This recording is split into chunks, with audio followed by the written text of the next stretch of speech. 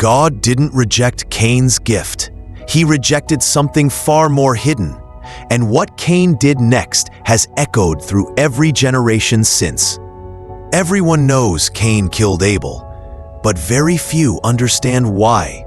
The real story begins long before the murder. The story begins quietly. No drama, no shouting, not even anger. Just two brothers, Cain and Abel. They were born into a world already wounded, yet full of possibility. Adam and Eve had carried the weight of exile, the guilt, the shame, the ache of being separated from God. But they also carried hope. Hope that their children might walk a better path, a more faithful one. Cain and Abel inherited that mix of brokenness and promise. Abel became a shepherd, gentle, attentive, patient. He cared for his flock with a heart that truly honored God. Giving the best wasn't hard for him. It was natural. Cain worked the soil, strong, capable, determined. But beneath the surface, there was a quiet pride, a belief that effort alone should earn recognition, even when his heart wasn't fully behind it. The offering. One day, both brothers brought an offering to Jehovah. Abel brought the firstborn of his flock, the very best portions, an act of worship from a sincere heart. Cain brought produce from the ground, not terrible, but not wholehearted either. More routine than reverent. And then Scripture delivers the moment with heartbreaking simplicity. The Lord looked with favor on Abel and his offering, but on Cain and his offering he did not look with favor. Imagine Cain's face right then, expecting approval, expecting praise, but instead, rejection. Not because God wanted to embarrass him, but because God looked at the heart, and Cain's heart wasn't in the right place. Abel's offering rose like a fragrant aroma. Cain's fell flat, and inside Cain, something shifted. The birth of anger. Anger rarely starts loud. It begins as a flicker, a whisper, a shadow. Cain's face fell. His chest tightened. That quiet storm started building. He didn't lash out. He didn't argue. He just simmered. Because envy is patient, pride waits in silence, bitterness whispers, God favors him, not you. Your effort doesn't matter. You deserve more. And slowly, those whispers turn into a roar, clouding judgment, choking humility, drowning reason. But God sees it, and in incredible mercy he steps in, not with punishment, but with a chance to turn around. Why are you angry? Why has your face fallen? If you do what is right, will you not be accepted? Then comes one of the most powerful warnings in all of Scripture. Sin is crouching at the door. Its desire is for you, but you must rule over it. Sin isn't portrayed as an idea, but as a predator. Waiting. Watching. Ready. God offers Cain a choice, a lifeline, a chance to reset his heart. But Cain turns away. The moment of choice.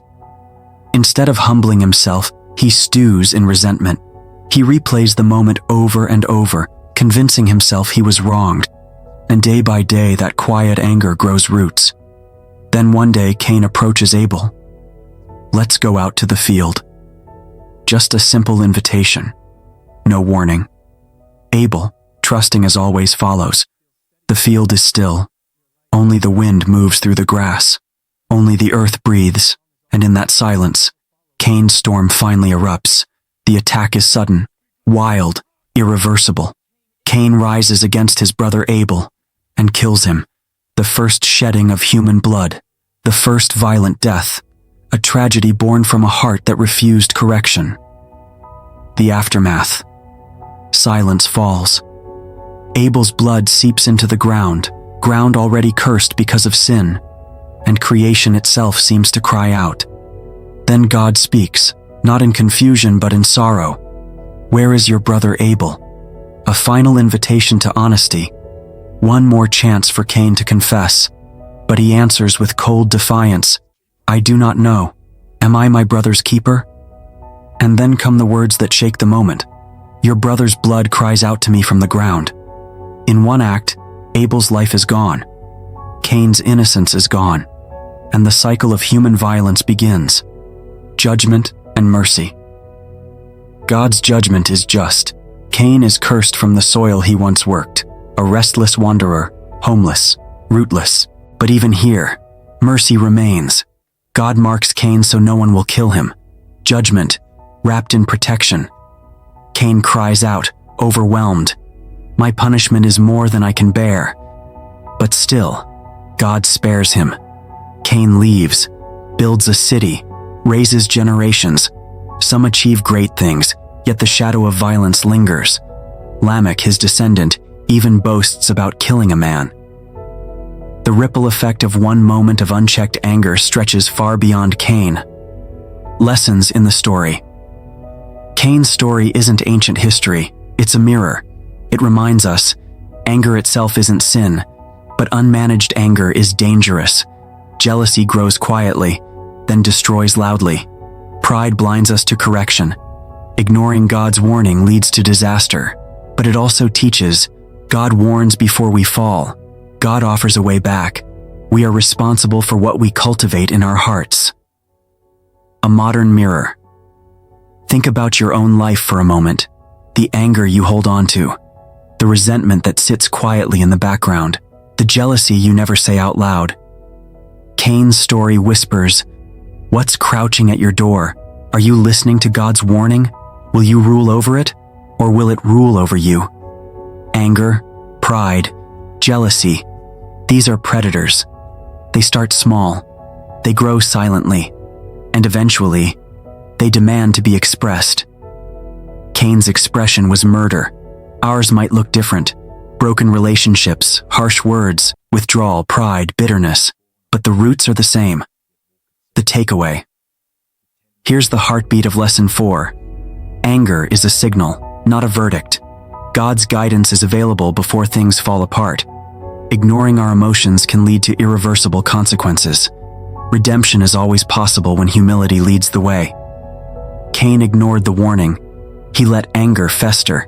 He acted without restraint. And yet, even in judgment, God showed mercy. The story of Cain and Abel is more than a tragedy. It's a warning, a guide, a mirror that asks every one of us, what are you planting in the soil of your heart? Because the heart always produces something, whether anger, jealousy, and pride, or faith, humility, and obedience. In the end, the question is simple. What will you choose to cultivate?